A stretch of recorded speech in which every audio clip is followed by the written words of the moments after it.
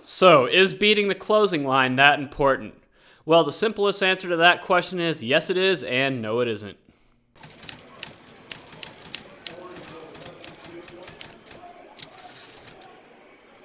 Welcome back to Sports Betting Truth, where it is my goal to give you actual sports betting advice without the touting, shilling, hype, or false promises.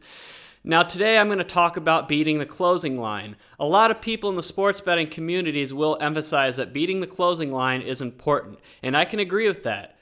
There is no better predictor of success than how often you can beat the closing line. And by closing line, I mean whatever the final line that is offered to bettors before the game starts and is no longer open to bet for. Whatever line that is called the closing line, what the line ends up being when the game starts. And if you have a line that is better than the closing line, you have beaten the closing line, and if you can consistently do that over time, in the long run, you will profit because the closing line is the most accurate predictor when it comes to a result of a game because that is what the market ultimately decided on, and the market is usually right.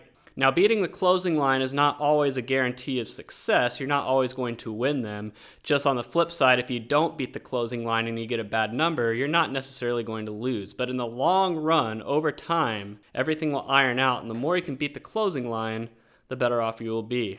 So in that case, yes, beating the closing line is important, but here's why I think it is not important. Because it is not something you can control. Now, this is very controversial, and I've been in a lot of debates and arguments about this before on sports betting communities, message boards, and the like, and I guarantee you there's going to be people in the comments section of this video saying the opposite of what I have to say here. Beating the closing line is out of your control.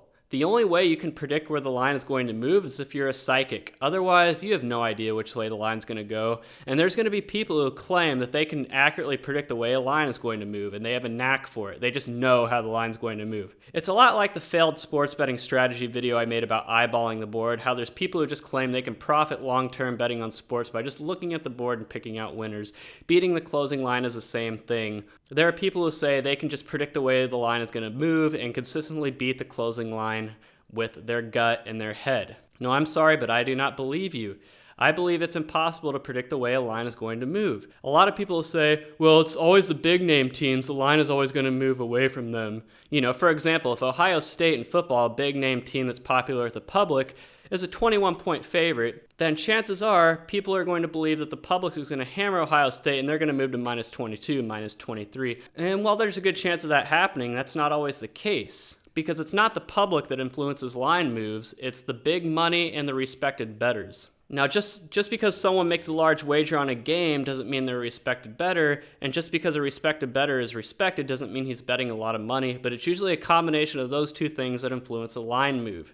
How respected is the bettor and how much money is bet. And I'm sorry, unless you know who these people are and who the sportsbooks have identified as these big names and big players, you're not going to be able to predict the way a line moves. And that's the ultimate fallacy of trying to beat the closing line, is it's just not something you can predict. But on the flip side, how do you beat the closing line enough to profit long term? Well, you need to beat the closing line consistently, and consistently I mean about 53% of the time or greater. In order to do that, you need to have a model. Because if your model is any good, you are going to beat the closing line more often than not.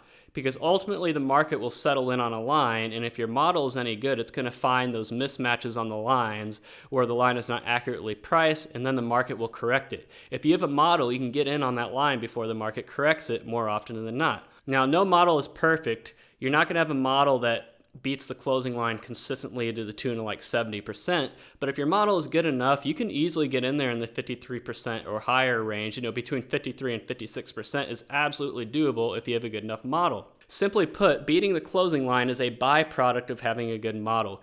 It's not something you can do without a model. If you do not have a good model, you are not going to be able to accurately beat the closing line consistently in the long run, no matter what people say. I've already predicted it. There's going to be people in the comments saying I can do it without a model. I do not believe them. Prove it or shut up. So in conclusion, beating the closing line is important, but it's simply a byproduct of having a good model. It's not something you can just do by predicting the way the line is going to move. During the college football week, I could usually tell how good of a Saturday I was going to have based on how lines were moving. If more of my bets were not beating the closing line than beating it, I knew I was going to have a bad week. On the flip side, if the opposite happened, I knew I was going to have a good week. In general, in theory, Short term though, I wouldn't look too much into it because just because you beat the closing line, like I said, doesn't guarantee you're going to win. It just increases your chances. You can still lose though. There was one week in college football this year where I had beaten a lot of closing lines, like 11 of 15, and I had a bad week. But then there's another week where I had crappy numbers across the board because the market was crapping all over my plays, but I had a good week. But in the long run, it irons out over time.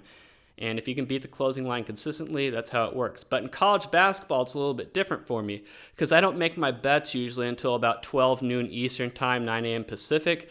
And by that time, the lines have already been out long enough to where the market has generally adjusted. And the lines don't move more than a point in either direction off the plays I make. So it's not that important with basketball for me simply because it's a daily sport and the lines have already moved and settled in by the time I actually get around to betting. If you have a model with the ability to bet overnight lines in college basketball or baseball or whatever, I would do that. It's just that my numbers and everything are not completely in until the morning and I have to wait until then. Well, I hope this video is informative for you. I guarantee you it's going to be controversial. There's going to be a lot of debate about it, but I just do not believe that you can predict line movements. I don't believe there's anybody out there who can. It's just one of those things of chance, and hopefully you can build a good enough model to be able to beat the closing line as a byproduct in the long run. Well, that wraps it up for today's video. Until next time, this is Sports Betting Truth signing off.